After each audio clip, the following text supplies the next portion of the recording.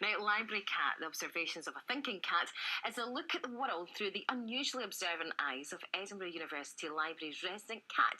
The book's author, PhD student Alex Howard, joins us now. Thank you for joining us. Firstly, how did this all come about? Was it just a kind of boring night in the library for you and you thought, oh... Pretty much. You got it pretty much spot on. Procrastination, really. I was writing up my thesis for my master's back in 2013, and people were outside. Some were smoking, some were drinking coffee. Neither of them sort of kind of got to me. So I was sort of looking at this cat, and he was sort of, he was kind of roaming around and kind of swaggering along the path and lolling in the grass. And I just thought he had a bit of an attitude about him. And I suddenly started to wonder what he might be thinking, because he was so expressive.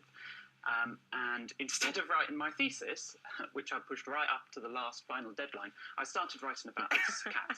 Well, some people work best that way, don't they? Under complete pressure. Yeah, to deadlines. Now, how did the cat then become an internet famous feline? Well, I made him a Facebook page, which was public.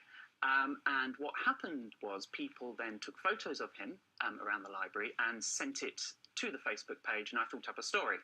There was a lovely sort of democracy thing about it. It's like a caption competition. Like a caption competition. Was he just outside the library when people were taking these photos, or did he come inside?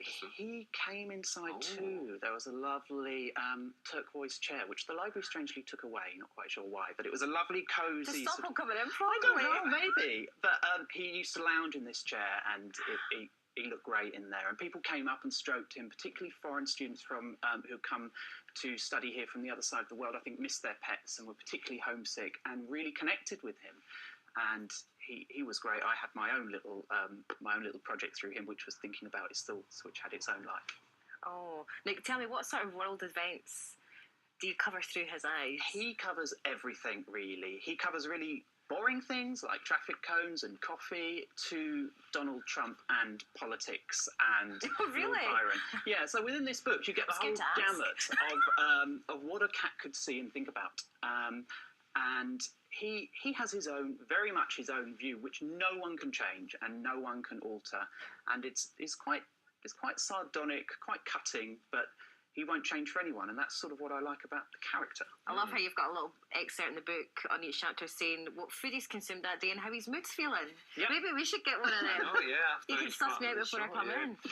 Now, is it true that the real library cat has gone missing? He has. And, I mean, of all the times to choose to go a-roving, who would have thought it would be now? But he has. He's been gone about a month. He has been known to roam about, so anyone in Edinburgh should look out for him. Haley will do that. I've already shared his post weeks ago. Oh, right, okay. Yes, honestly. You've not got him, have you? No, but my cat does go in the library and likes to wander, so it's maybe... Cats like to wander, they do, don't they? They're a bit unfaithful.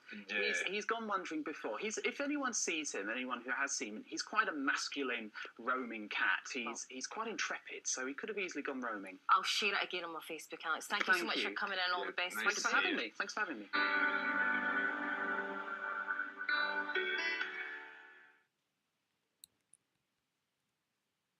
In a world that's trying to turn you into